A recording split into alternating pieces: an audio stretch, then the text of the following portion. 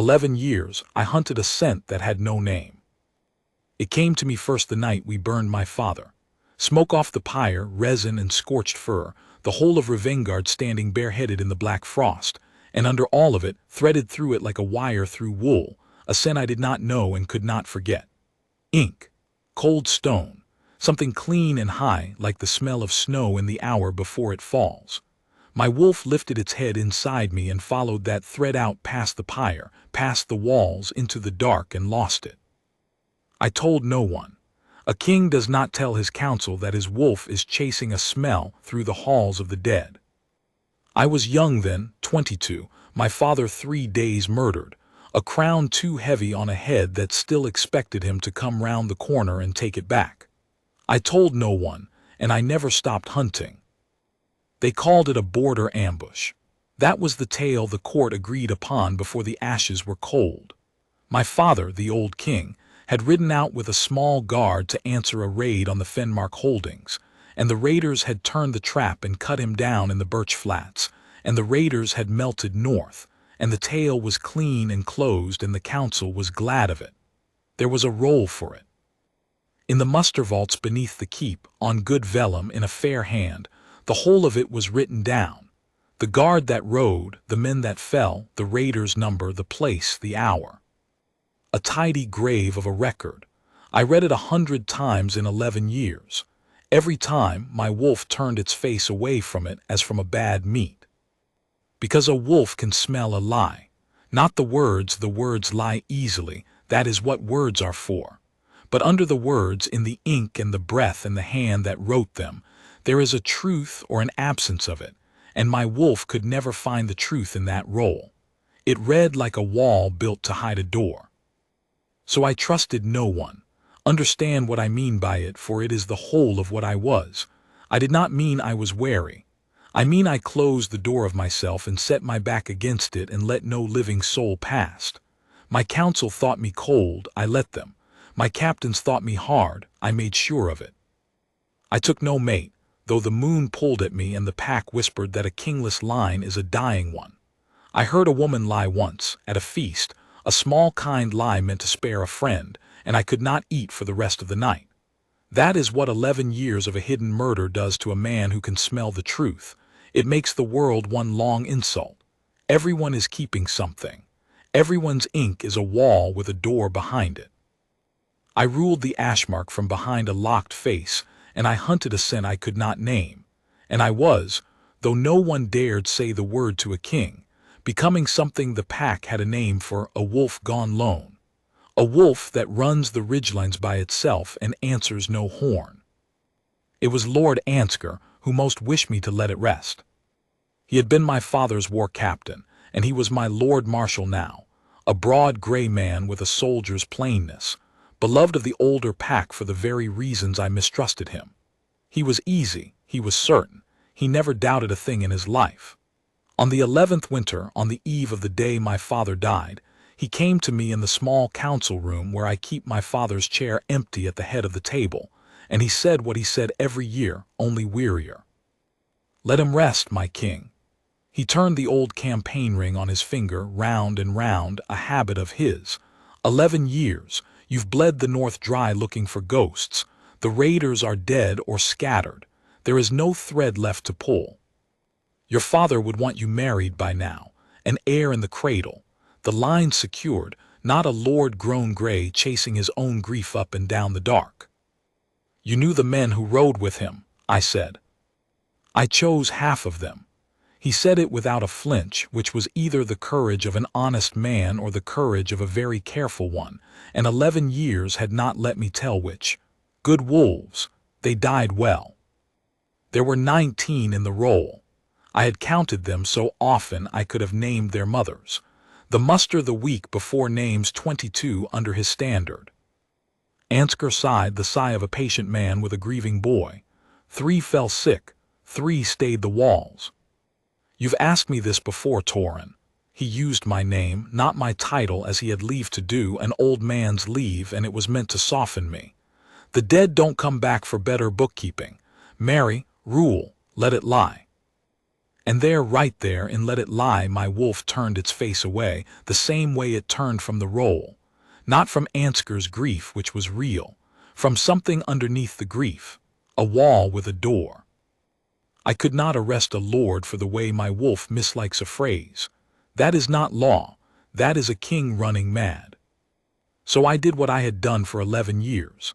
I said nothing, I gave him nothing, and when he had bowed and gone I sat alone in the room with my father's empty chair, and the scent came again, ink, cold stone, snow before it falls, faint as it always was, threading in under the door.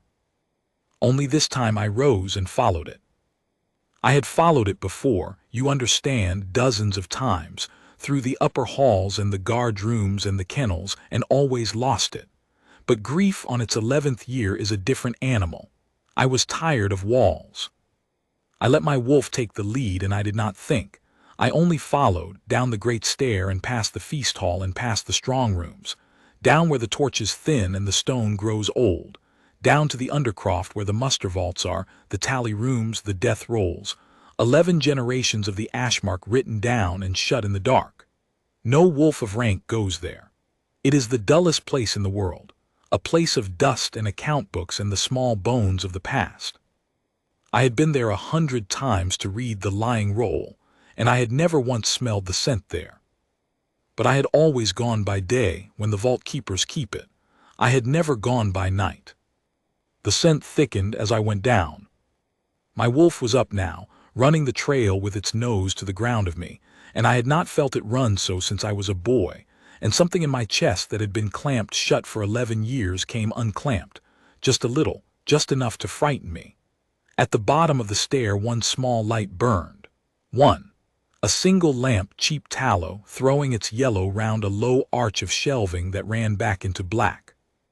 And in the light, at a slope-topped desk worn to a shine by 100 years of elbows, a woman sat writing. She did not hear me.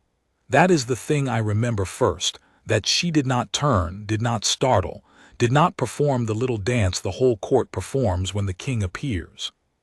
She sat with her head bent over the roll, one hand steadying the vellum, the other moving the quill in small sure strokes, and the lamplight lay along the side of her face and in the ink dark of her hair, and she was so wholly given over to the true small work of her hands that she had no self left over to spend on fear. I stood in the arch and watched her the way you watch a thing you have hunted so long you no longer know what to do with it now it is caught. The scent was hers. Ink, cold stone, snow before it falls. 11 years, and it had a source, and the source was a woman the size of nothing, in a plain gray kirtle gone thin at the elbows, in the deepest and least of the rooms of my own house. My wolf did not go still.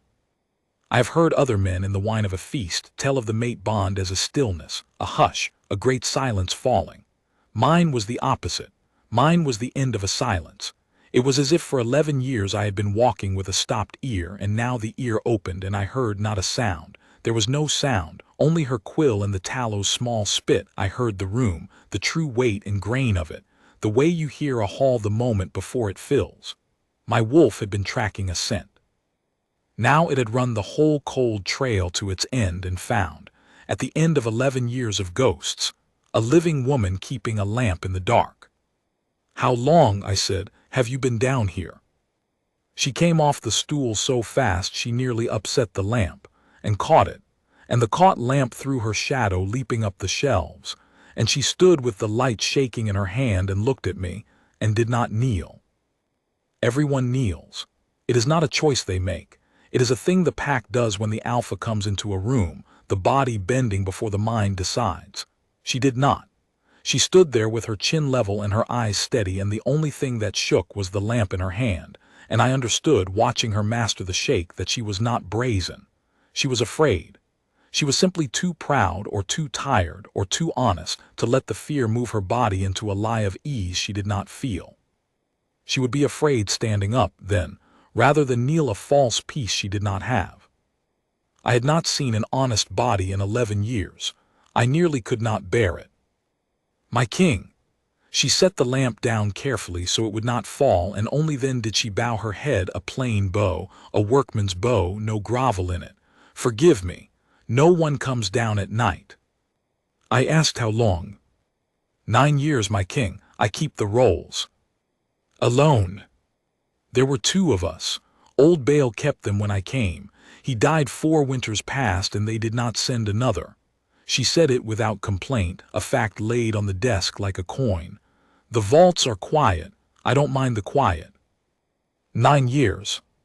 She had been down here 9 years, keeping the death of my whole people in fair ink by a tallow lamp. And I, who had walked these vaults 100 times reading the roll that lied to me, had never once come at night, and so had never met the one soul in Revengard whose scent my wolf had chased for 11. I felt the great blind stupidity of it like a blow. All that hunting up in the light and the trail ran down. Your name, I said. Runna. Runna. It settled into me as if I had been holding a space for it, a notch cut and waiting, and the fit of it frightened me worse than the scent had. I am a king who trusts no one. I do not have notches waiting for women's names. You wrote in it, I said, because I did not know what else to say and pointed at the roll under her hand. Just now. What? She glanced down as if she had forgotten it, then stepped back a pace to let me see, her hands folding at her waist. The winter dead, my king. The names come up from the holdings by the moon's turn and I set them true, so the tally stands right. This turn we lost 11, the fever in the Fenmark, an old Marek at the gate, and a hunter under the ice at Coldbeck. She looked at the names on the page and something crossed her face, not grief exactly, but a kind of care, a gravity, the look of a woman who takes the small dead seriously because no one else in the house will. If the tally isn't true, my king, then a man dies and the world keeps no note of it. It seemed to me a poor thing to die and not be noted. So I keep it true. My wolf, which had turned its face from every roll in this room for 11 years, put its nose to the page and did not turn away. I did not understand yet what that meant, but I felt it, the way you feel warm on your face before you know the sun has come out from a cloud. For 11 years every written thing in my kingdom had read to me like a wall, and here in the deepest room, a woman I had never met was making, name by name, one small true wall-less thing. Show me, I said, the roll of my father's death. The care went out of her face, not into fear, into a stillness deeper than fear, the stillness of a hare that has heard the dog. She did not move for a moment. Then she said very low, which roll, my king? And there it was, my wolf came fully up, which roll? As if there were more than one. There is more than one, I said. She looked at me a long moment in the tallow light, weighing me, and I understood that she was doing to me exactly what I had been doing to my counsel for 11 years, trying to smell the truth of me, to know if the door she stood behind could be opened without her death coming through it. She could not smell truth. She was no wolf, only a woman with an ink-stained hand. She had only her eyes and 9 years alone in the dark, and whatever it was that had let her stand and not kneel. She looked at me with all of it, and I stood and let her look, and did the one thing I had not done for 11 years. I let a locked face come unlocked and let her see what was behind it. The hunt, the grief, the 11-year wound. He was murdered, I said. I have always known it. The roll lies and I cannot prove it, and every man who might know the truth wishes me to let it lie. I have trusted no one for 11 years because I cannot tell who among them helped bury him twice, once in the ground and once in the ink. My voice was not a king's voice now. If you know a thing, Runna, tell me. If you don't, send me back up the stair and I will trouble you no more. But do not stand there and say, which roll, and think I did not hear it. For a moment the whole Undercroft held its breath, the shelves, the dust, the 11 generations of the dead. Then she went to the shelves. Not to the near ones, the ordered ones with their brass tags. She went back into the dark where the lamp barely reached, to the low run of shelving under the spring of the arch, and she knelt. She who would not kneel to a king knelt now to the stone, and she reached far under the bottom shelf, past the dust, and drew out a thing wrapped in oiled cloth and bound with a plain cord. She rose with it held against her like something living, and came back into the light and set it on the desk, and looked at it rather than at me. "When old Bale was dying," she said, "he gave me this and made me swear to keep it and show it to no one but the man it was written for. I asked him who it was written for. He said, the king, when he comes at night and not by day, not before." She lifted her eyes to me at last. "You came at night, my king, and not by day. 9 years I have waited to be wrong about which king, and whether it would ever be shown at all, and whether I would die down here in the dark with it still under the shelf. I did not think it would be you. I did not think it would be anyone." She untied the cord. Inside the old cloth was a roll old vellum, the ink browned, the edges soft with handling. Not a fair copy. A working roll, a war captain's roll, the kind kept in the field with a charcoal stub and inked fair after. It had been out in weather. There was a water stain across one corner and a darker stain lower down that I knew, that any soldier knows, that is not water. And at the head of it, in a hand I had not seen in 11 years, a hand that had signed my boyhood's every writ and steadied my first grip on a blade in my father's own hand, was written the muster of the men who rode to the Fenmark. Not 19, not 22, 23. I could not read it at first.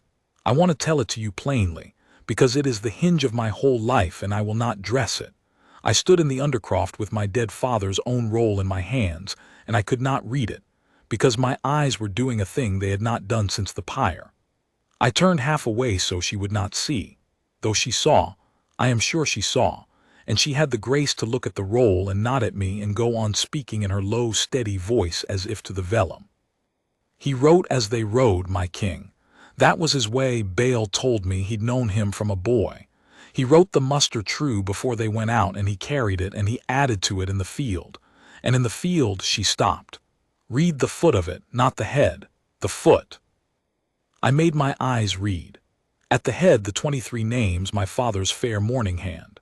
But down the roll the hand changed, grew hurried, then jagged, then broke into a scrawl a dying man makes with the last of his strength, and the words were not a muster now, they were a message, and they were addressed to no clerk and no counsel. They were addressed to me. "Torrin, if this comes to you and not the fair roll, then I was right and I am dead of it. It was no raid. There were no raiders. The men who cut us in the birch flats wore our own oath and our own gray, and I named the standard they rode under with my own eyes before I fell. Do not believe the count they will write. 19 is a lie. We were 23, and the 4 they will leave off the roll are the 4 who turned. Their captain led them. You will know his ring. It turns on his hand when he lies. Let the tally stand true. Runna keeps it. Trust the ink that does not flatter you. Trust nothing else." And then a name, the traitor's name, in the last broken stroke of my father's hand, dug so hard into the vellum it had torn the skin of it. Ansgar. I stood very still. It is a strange thing to be given the whole truth you have hunted for 11 years, all at once in a dead man's writing by lamplight in a cellar. I had thought all those years that I wanted it. I had it now, and it went into me like a cold blade going home, and I understood that a man does not want the truth. He only cannot live without it. The two are not the same. Trust the ink that does not flatter you. My father had known me then. Even dying, he had known the son he was leaving, a wolf who would smell every lie and trust nothing and drown in it. He had left me the one thing I could believe, a roll too raw and too grieved and too much in his own dying hand to be a wall. And he had left me a keeper for it. Runna keeps it, not a lord, not the council. A record-keeper's apprentice in the deepest room, sworn by a dying old man, waiting 9 years in the dark to be wrong about which king came. He had not left it to any of the men I could not trust. He had left it, past all of them, to the one honest hand in Revengard. My wolf had smelled that hand for 11 years, and I had walked over it 100 times in the light and never gone down at night. "You never read it," I said. My voice was rough. "You could have read it, Runna, 9 years. You never opened it." Bale made me swear. She said it as though that settled it, as though an oath sworn to a dead old man in a cellar were a wall the whole world could not pass, and to her it was, And that was the thing. That was the exact thing my father had known to look for and I had forgotten existed. Not cleverness. Not strength. A soul that keeps a thing true when no one is watching and no one will ever know and there is no reward in it but the keeping. She had guarded the proof of a king's murder for 9 years without once looking at it, because she had promised. I have commanded armies of wolves who would not have kept that oath a single night. I looked at her over my father's roll, and my whole locked house of a self stood open, and the scent I had hunted 11 years filled all the rooms of it, and I knew, the way you know your own name, the way you know the moon, that this was the mate the moon had been pulling me toward all the years I had bolted the door against it. Not because she was fair, though she was, in the grave quiet way of a thing that does not know it, because she was true. My wolf had been starving 11 years for one true thing, and here she was, and had been all along, keeping the dead noted right in the dark of my own house. I did not tell her any of that. It was not the hour. There was a traitor upstairs turning a ring on his finger, and a roll in my hands that could hang him, and the first thing a king owes a woman who has kept his father's murder safe for 9 years is not his heart. It is her life. Because the moment Ansgar knew this roll existed, he would kill the one who kept it as surely as he had killed the one who wrote it. Wrap it, I said, as it was, and listen to me. She wrapped it, her hand steady now, steadier than mine, and looked up. No one knows you have this, I said. That is the only wall between you and a knife. Ansgar has held this hold 11 years on the belief that his roll is the only roll. If he learns of this one, he will not wait for law. He will burn these vaults with you in them and call it a lamp knocked over in the night. I saw her understand it. I saw her already knew it. She had known it 9 years alone in a room a spark could take. She had lived 9 years beside her own possible pyre and kept true anyway. So here is what we do. Nothing. Tonight, nothing. You will finish your winter dead. I nodded at the fair roll on the desk. The 11 true names, Old Marek, the hunter under the ice, and bank your lamp and go to your bed as you do every night, and let no line of your face be different tomorrow than it was yesterday. Can you do that? I have done it 9 years, my king. Dry that. Almost, not quite, the ghost of something that in a lighter woman in a lighter hour might have been humor. I am very dull. No one looks at me. It is the whole of my safety. It is the whole of your safety until the moment I move, I said, and I will move soon, but there is a thing you do not know that changes the shape of it. I set my hand flat on the wrapped roll between us. My father did not only leave the truth, he left it to you by name. Runna keeps it. Do you know what that makes you in the law of the Ashmark? She did not. There is an old office, I said, older than the Marshalsea, older than the council, the warden of the rolls. It has not been filled in 6 generations because no king trusted anyone's soul enough to fill it. The warden keeps the true tally against the king's own hand, and cannot be commanded to alter a line of it, not by lord, not by marshal, not by king, only by the dead, whose names they keep. My father named a warden with his last strength. I looked at her. He named you. You have been the warden of the rolls of the Ashmark for 11 years, Runna, and no one alive knew it but a dying old man and now me. Least of all you. She stared at me. And then, and I loved her for it before I knew I was doing it, she did not glow, she did not weep, she did not reach for the office like a drowning thing reaching for a rope. She frowned, the frown of a keeper of accounts finding a sum that does not balance, and she said, "Then the tally has been kept by its lawful warden all along, and it is true, and no man may say it is not." She was not thinking of her rank. She was thinking of her role. She was glad, fiercely glad, in the only way that mattered to her, that the true thing she had kept in the dark was, by law, the true thing and could not be unmade. I have ruled the Ashmark since I was 22. I have taken oaths of 1,000 wolves. I never saw one of them care for the truth the way this ink-stained woman cared for it, standing in a cellar being told she was, and had always been, an officer of the realm and thinking only. Then the dead are noted right. Go to bed, Warden, I said, and the word came strange and right off my tongue. Change nothing, fear nothing you can help. I will send you no message you can be caught holding, and I will come to you the way I came tonight at night and not by day, until the hour I take this before the pack. Until then you are, as you say, very dull and no one looks at you. I took my hand from the roll. But I will be looking. Do you understand me? From this night, whatever else is true in Revengard, one thing is, someone is looking after you. You are not alone in the dark anymore. I do not know what I meant to do to her by saying it. I think I only meant to steady her for the danger. But I saw it land somewhere it had not been touched in a long time, saw her breath go out of her slow and careful, saw her master it the way she'd mastered the shake of the lamp, and she said, "Lo, 9 years no one has said a kind thing to me in this room, my king. I find I don't know where to put it." "Put it under the shelf with the rest of what you keep safe," I said. "I'll want it back." And that plain foolish thing, out of a king who had not made a jest in 11 years, pulled from her the smallest turn of the mouth, gone almost before it came, a thing she'd clearly not spent in a long while either. It was not much. 2 half-smiles in a cellar over a dead man's murder. But my wolf had been 11 years in a country with no true thing in it, and it lay down at last, there in the dark, at her feet, and I climbed the stair a changed animal, with my father's roll of fire against my ribs and a woman's grave true face lit behind my eyes, and above me in the sleeping keep, a gray man turned a ring on his finger and did not know the ground had moved. I will not pretend the days that followed were easy, or that I bore them well. I am not a patient wolf.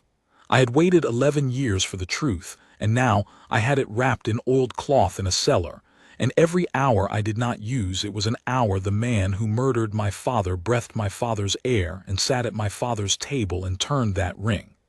Patience is a stranger to me. But I had learned one lesson in 11 years of hunting. A wolf that shows its teeth too soon eats nothing. Ansgar held the marshalsea. Half the older captains were his.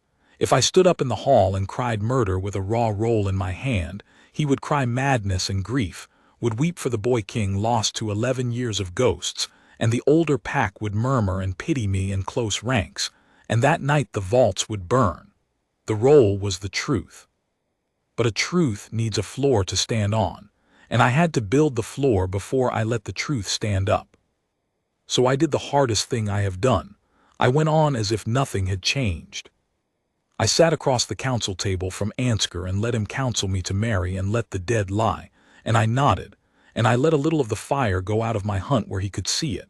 Let him believe that on the 11th winter the boy had finally tired, that the ghost was going to be allowed at last to rest.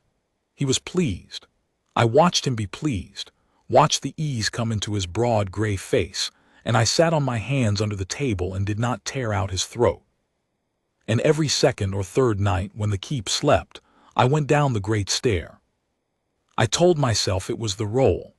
There were things I needed of the vaults, the old musters, the pay tallies, the border writs of 11 years past, the floor I was building, name by name, out of the true records Runna had kept. 4 men had turned in the birch flats. My father's dying hand named 4. I did not have their names, only the 4 who turned.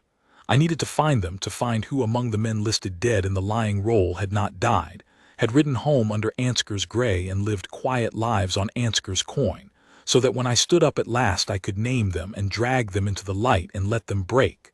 That was in the vaults. That was Runna's country. She knew those rolls the way I knew the ridgelines. That was why I went down. I told myself that. But a wolf does not lie well to itself, and I knew, before the first week was out, that I was not only going down for the rolls. We worked side by side at the slope-top desk in the yellow of the one lamp, our 2 heads bent over the pay tallies of 11 years, and I learned her the way I had learned the border of my kingdom, slowly, in the dark, by feel. I learned that she talked to the rolls when she thought I wasn't listening, small reproving murmurs to a clerk long dead who'd blotted a line. I learned that she took the winter dead into herself, that old Marek at the gate weighed on her, that she had never met him and grieved him anyway because no one else would, and that when I said that seemed a heavy way to live, she said, "Someone must find them heavy, my king, or they weigh nothing at all, and that is worse." I learned the exact place on the side of her throat where the lamplight pooled when she bent to write, and I learned not to look at it, and I looked at it. I learned that she had come to the vaults at 15 with no family and no name worth the keeping, and that old Bale had been the nearest thing to kin she'd had in 9 years, and she had washed his body herself and noted his death in her own true hand, and told no one it broke her. I learned that I could smell no lie in her, not a shading, not a kindness lie, not the small daily dishonesties that make the world of the courts a fog to a wolf like me. In 900 hours of my life before I met her, I had not passed one wall-less person. In the first week of the vaults I passed one every night, and my starved wolf drank her truth like water. Do you know what it is, to a man who cannot help but taste the falseness of everyone, to find one person who is simply, wholly, gravely true? It is not desire. Desire came, I will not pretend it didn't, she was fair, and the lamplight pooled in her throat, and I am a man. But under the desire was a thing rarer and worse, rest. I rested with her. For the first time since the pyre, I set my back against a door and it was not locked and no enemy came through it. I let the locked face stay open, night after night, in the one room in Revengard where I was safe. And the mate bond that I had bolted out for 11 years came in through the unlocked door and took up its place at the center of me and would not be moved. She felt it too.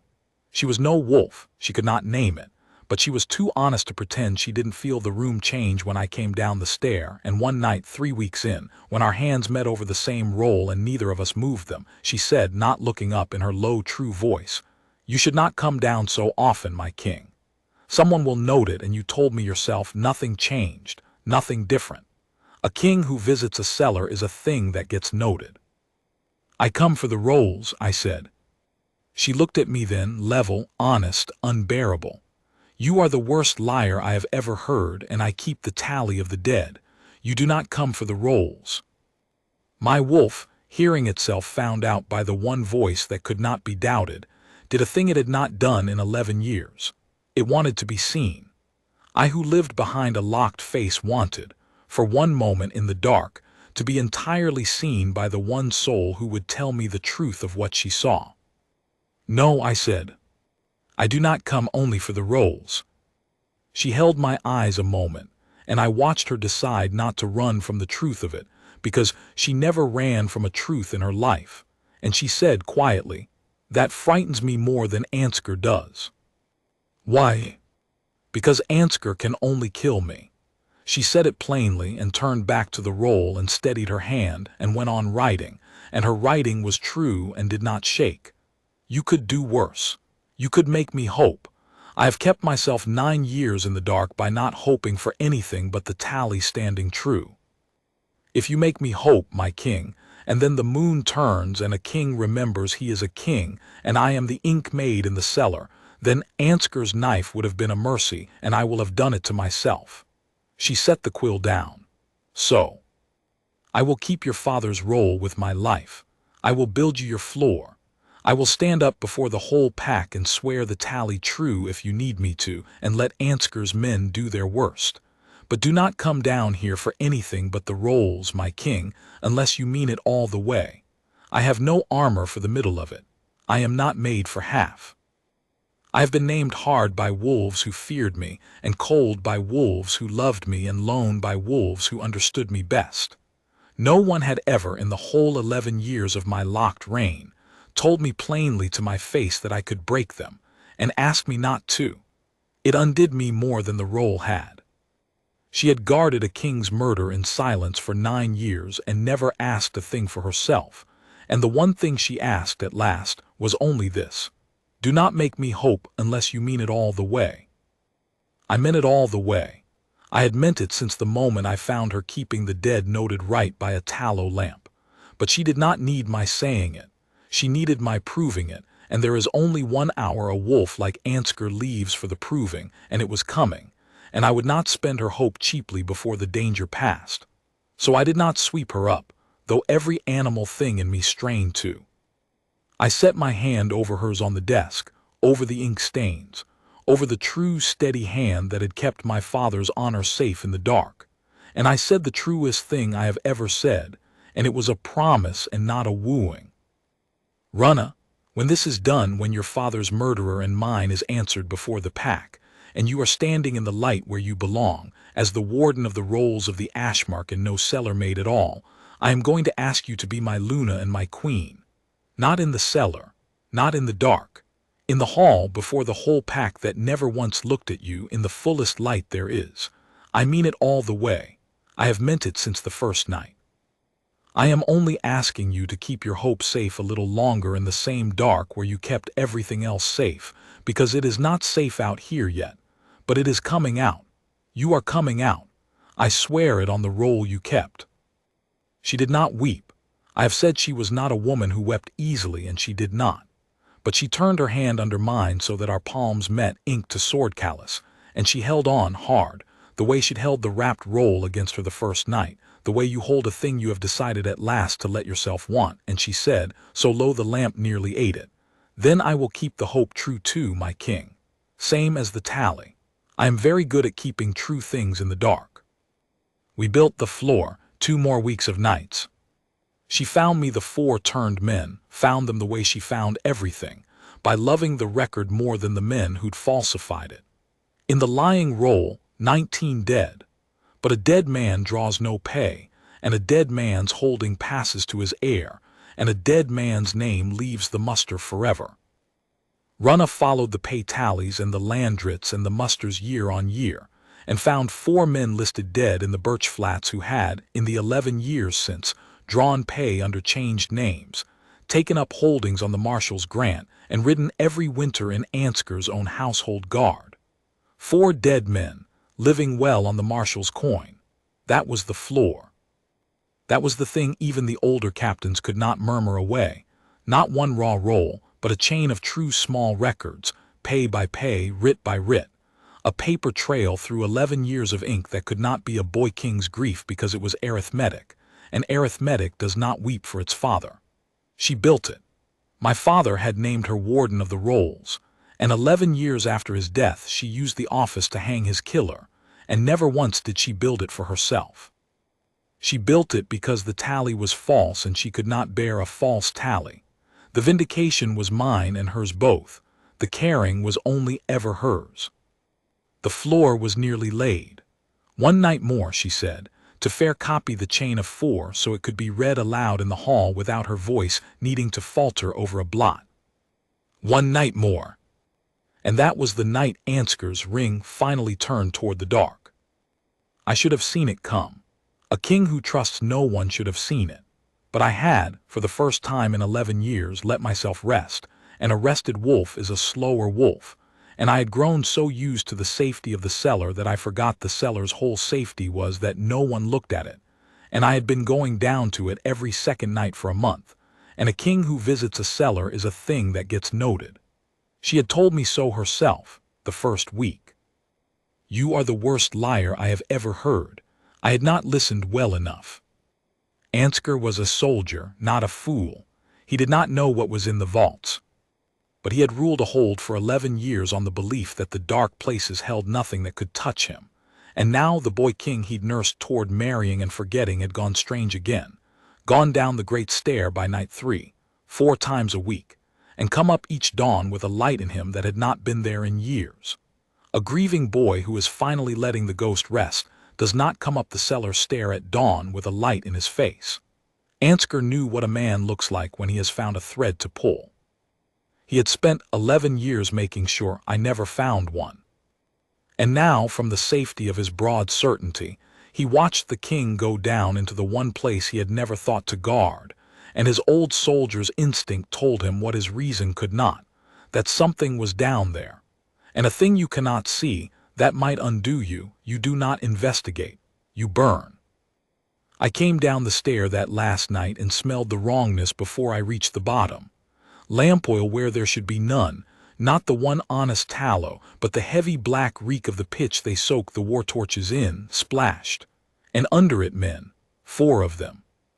4 cents I did not know, standing in the dark past the reach of Runna's lamp, waiting, and I knew, with the cold certainty of a wolf who has smelled a lie for 11 years and now smells the men who made it, that these were the 4. The 4 who turned in the birch flats. The 4 dead men living on the marshal's coin. Sent down by their master, on the night the king's strangeness had frightened him at last, to do the thing they did best, make a fire and call it an accident and burn the dark place and whatever it held, and the cellar maid with it, and be 4 dead men again by morning. Runna was at the desk with the fair copy half-made under her hand. She had not smelled them, she was no wolf. But she had heard something, a boot, a breath, and she had gone still, quill lifted, head up, the hair that has heard the dog, and her eyes came to me in the arch. And in them I read that she knew exactly. She had lived 9 years beside this precise possibility, and here it was at last. And the thing I will love her for until the moon goes dark is that even then, even in that first breath of her own murder coming, her free hand moved not to her own life, but to sweep the wrapped roll. My father's roll, off the desk and into the dark under the bottom shelf where it had lived 9 years safe. She reached to save the truth before she reached to save herself. That is who my father named Warden. That is who I mean to keep beside me till I die. Then the pitch went up. They had soaked the near shelving, and the old dry rolls were tinder 11 generations old, and it did not catch. It bloomed, a wall of fire standing up between the desk and the stair in a single roar, and the 4 came out of the dark behind it, blades drawn, to finish what the fire started and cut down the maid before she could run through the flame. They had reckoned on a cellar maid. A woman alone, unarmed, trapped between fire and steel in the dark, 9 years forgotten. Easy work. 4 dead men's easy work. They had not reckoned on the king coming down the stair. I have told you my wolf had been lone 11 years, running the ridgelines answering no horn. A lone wolf is a starved wolf, and a starved wolf is not a safe thing to meet in the dark. I came through the arch, and the fire lit me, and the 4 of them saw, in the same instant, that the cellar maid was not alone, that the strangeness that had frightened their master had a name and a crown and teeth, and I was on the first of them before the understanding finished crossing his face. I will not dress this part either. I had waited 11 years. I had smelled these men's lie every day of it. My father's dying hand had named them the 4 who turned, and here they were, come to burn his truth and his warden together. And the wolf I had bolted behind a locked face for 11 years came out all at once through the open door, and it was not a merciful animal, and I did not ask it to be. It was vast. Fire is a poor place for 4 men to fight one wolf-king. The flame that was meant to be their cover was their enemy too, and I was between them and the only stair, and I do not think any of the 4 had truly fought since the birch flats. 11 years of a marshal's soft coin will unfit a man for the one who has been sharpening himself on grief the whole while. 2 fell to the blade my father gave me. 1 I put through the fire that he had made. The last threw down his steel and cried the truth of it, cried the marshal. It was the marshal he sent us.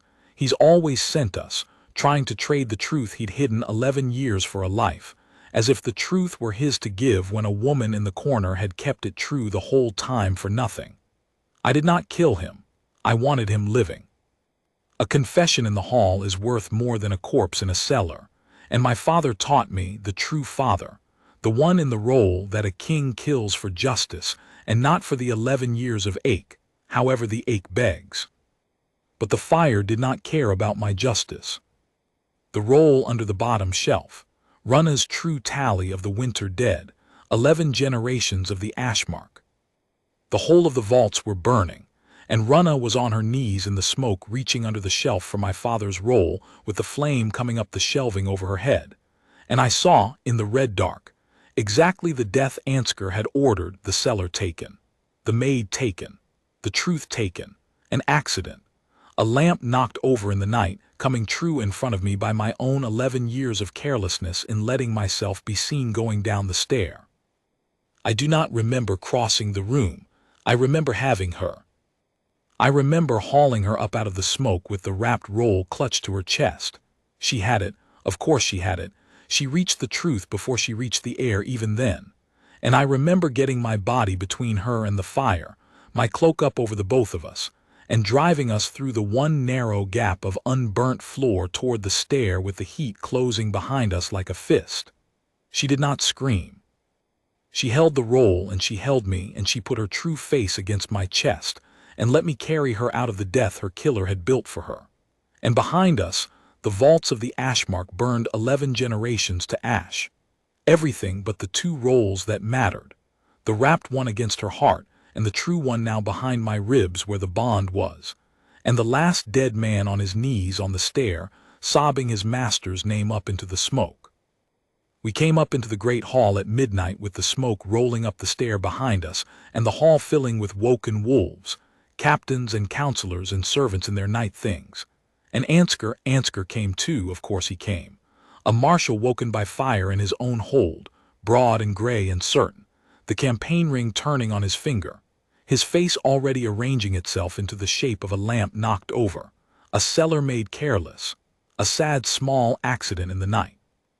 He came into his own hall to hear that the dark place had done its work, and he found the king standing in the smoke with the cellar made alive in the curl of his cloak, and a sobbing man on the stair behind them crying the marshal's name. I set Runna on her feet. She stood smoke-blacked, ink-stained, the wrapped roll against her chest, her hair down and singed at the edge and her gray kirtle scorched, the least and lowest woman in the whole bright hall, the Ink-Maid from the cellar that no one had ever once looked at, and she lifted her chin and did not kneel. And this time the whole pack saw it, and could not understand it, and went silent. "My king," Ansgar said, and his voice was already grieving, already gentle, the practiced grief of 11 years. "The vault's merciful moon, the girl set the place alight. Are you hurt? Come away from the smoke." "The girl," I said, "set nothing alight." My voice went out over the whole silent hall, and I felt 11 years lift off my chest as I let it go. "4 of your men set it alight, Ansgar." "On your word, to burn what is in the vaults. One of them is on the stair behind me, and he has been saying your name for a quarter hour. Bring him up." They brought him up. He said the name again in front of all of them, weeping, the whole confession pouring out of him, the birch flats, the marshal's gray, the 4 who turned, the 11 years of soft coin and changed names, the fire ordered tonight to burn the dark place clean. The hall listened to a dead man tell them he had never died. And Ansgar's face went from grief to fury to something older and colder, and the ring turned on his finger, turned and turned, and my father's dying hand came up in me. You will know his ring. It turns on his hand when he lies, and I watched the whole older pack watch their beloved certain marshal turn his ring and lie, and I watched the certainty go out of their faces one by one. "A broken man will say anything with a blade at his throat," Ansgar said, and his voice was still strong, still sure. He had held a hall 11 years on that voice. "You have a boy king mad with grief and a servant caught firing the cellar and a coward buying his life with a story. This is not proof. This is a fever." He turned to the older captains, and spread his hands. 11 years I have served this hold. 11 years I have watched this boy chase his father's ghost up and down the dark, and now the ghost has burned the vaults and taken the truth with it, and there is nothing left but a madman's word and a whore's. "There is the roll," said Runna. She did not say it loudly. She never said anything loudly, but she said it into the exact silence after Ansgar's word, in her low, grave, true voice, the voice of a woman who has kept the tally of the dead for 9 years and will not have a false line stand, and the whole hall turned to the Ink-Maid in the smoke, and Ansgar turned too, and for the first time in 11 years I saw fear cross his certain face, because a marshal who has burned every record does not expect a record to speak. "Which roll?" he said, and it was the same 2 words she had said to me the first night in the cellar, which roll, the tell of a man who knows there is more than one, and I saw the older captains hear it too, hear a marshal's throat give up the same guilty question, and something turned in the hall then that no fire could turn back. Runna unwrapped the oiled cloth. She held up my father's roll, the working roll, the war captain's roll, the browned ink and the water stain and the dark stain that is not water. And she held it up in the bright hall for all of them to see. And she said, in the voice she used for the winter dead, the voice that takes the small truth seriously because no one else will. This is the muster your king carried to the birch flats, written in his own hand, and added to in the field, and finished with the last of his strength while he died. It has been kept safe 11 years by the lawful warden of the rolls of the Ashmark, an office the king himself filled with his dying breath. It cannot be commanded false by lord or marshal or king. It is the true tally. And it names in the king's own dying hand. She did not look at Ansgar. She looked at the roll, because to her the roll was the thing that mattered, the man who turned in the birch flats and the 4 who turned with him, and it says, do not believe the count they will write. Let the tally stand true. She looked up then from the roll to the marshal, the Ink-Maid to the lord, and she finished it. The count you wrote was 19 dead, my lord. The true count was 23. You left 4 men off the roll, the 4 who turned, so that they might live under your gray.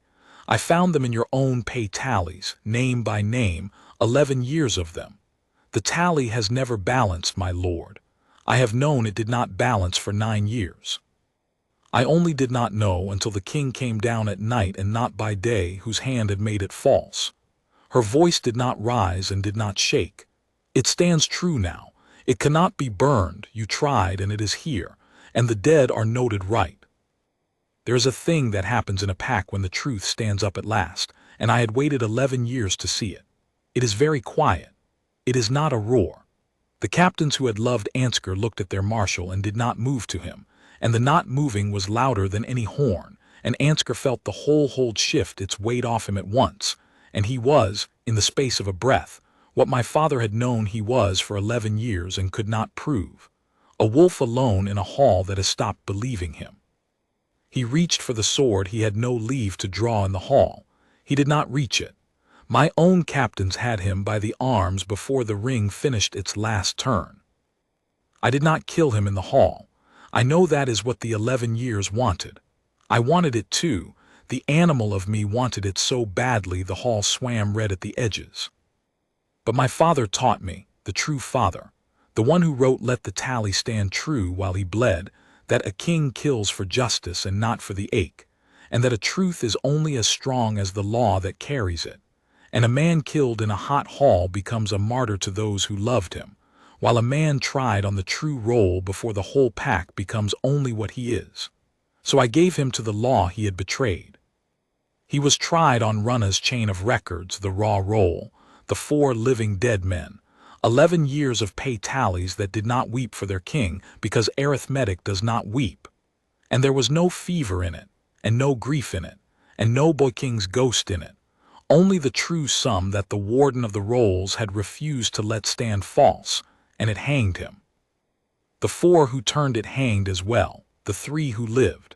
The last, who had bought his life on the stair with the truth, lived out his days breaking stone in the cold beck quarries, noting, I am told, the small debt of that hard place in a fair enough hand, which is more mercy than he gave my father, and more than I first meant him. 11 years. It ended in one night, at midnight in the smoke, on the word of a woman no one had ever once looked at. I asked her in the hall. Not that night. That night was blood and smoke, and the long grim work of a hold turning itself right side out. But when the trials were done, and the vault's ashes had been carried out, and the true rolls she had saved were set in a new strong room built with light in it, my order, the first order of the new reign, that the tally of the dead be kept where there are windows, so that no man may ever again burn the truth in the dark. When all of it was done, I did the thing I had sworn to her over the ink stains in the cellar. I did not ask her in the dark. I asked her in the hall, in the fullest light there is, before the whole pack that had never looked at her. I had them assemble, all of them, the captains, the council, the servants, the holdings folk come in for the moot. And I had her brought up not in the scorched gray kirtle, but as what she was, in the deep blue of an officer of the realm, with the black rod of the warden of the rolls carried before her, an office 6 generations empty, filled at last by a dying king's last true act. I watched the pack watch the Ink-Maid come up the hall and not know her, and then know her, and then understand, slow and shamed and awed, that the least of them, the one they had forgotten in the dark for 9 years, had been the lawful warden of the rolls of the Ashmark the whole while, and had kept their murdered king's honor safe with her own life when every lord and captain had let it lie. She came up the hall in the light, and she did not kneel. She stood before the empty chair, my father's chair, still empty. I have never filled it and never will. And she looked at me, grave and true and a little wry, the Ink-Maid who kept the dead noted right. And I came down off the dais to her, because a king who means a thing all the way does not make his Luna climb to him. He goes down to where she has been standing in the dark all along, and he brings her up into the light himself. "Runna," I said before all of them, "warden of the rolls of the Ashmark. My father named you keeper of the truth with his dying breath, and you kept it 11 years in the dark and asked nothing for it. I have hunted a nameless thing my whole reign, and I found it at the bottom of a cellar stair, and it was you. You were the one true thing in a kingdom I could not trust, and my wolf knew it before I did, and followed you 11 years without a name to call you by. I told you I would ask you in the light. This is the light. Be my Luna and my queen, not because you are owed it, though you are, but because there is no one else alive I will ever be able to believe, and I would rather stand a whole reign beside one true woman than sit a throne alone behind a locked face for another 11 years. I did not kneel either. We were not a kneeling pair, she and I. I only put out my sword-callous hand, palm up, ink-stained to be met. Come up out of the dark. I mean it all the way. I have meant it since the first night." She looked at my hand a long moment, the way she had looked at everything her whole hard life, weighing whether the true thing could be trusted, whether the door could be opened without a knife coming through. And then she did the thing she does, the thing that undid me in the cellar and undoes me still. She turned her hand under mine so our palms met, ink to callus, and she held on hard, and she said in her low, grave voice, loud enough this time for the whole bright hall to hear, because she had spent her whole life keeping true things in the dark, and she was done with the dark. "I have kept a great many true things safe in that cellar, my king, but I never once got to keep a happy one. I find I would like to try." And then the third half-smile, and this one she let stay, "Yes, all the way I am very good at keeping." The hall roared then, not the quiet of the truth standing up, the loud glad roar of a pack that has found its Luna, and the older captains who had never looked at her bowed to her, and the counselors who had forgotten her name bowed to her, and I did not make them. The truth makes its own reversal in the end without a king's help. A pack bows to what is real once it is finally shown them. But I did not watch them bow. I have never much cared who bows. I watched her, my grave true warden, my Ink-Maid, my Luna, stand in the fullest light there is and let herself, for the first time in her whole guarded life, keep a happy thing out in the open where all the world could see it. We were wed under the black birches at the turn of the moon, where the true dead lie, because she would have it there and no grander place, so that the one she had grieved alone for 9 years might be, in her way of thinking, noted at the wedding too. My father is buried there. I stood over his true grave with the woman he named Warden, the woman who hanged his killer with a tally that would not balance, and I told him, I am not ashamed of it. I told him the Count stands true at last, and I thanked him wherever a good king goes, for knowing his son so well that even dying he left him not only the truth, but the one honest hand that could carry it, and the one true heart that could thaw an 11 years locked door. He knew. Trust the ink that does not flatter you. He was telling me about a role, but he was telling me about her too, I think. He always did see further than I gave him credit. The vaults are rebuilt now, with windows. The warden of the rolls keeps the tally of the Ashmark's dead in good light where no marshal can ever burn it, and she keeps it, still, in her own hand. though she is a queen and could set a dozen clerks to it, because she says a name kept by a clerk who never grieved it weighs nothing, and someone must find them heavy, or they are not truly kept at all.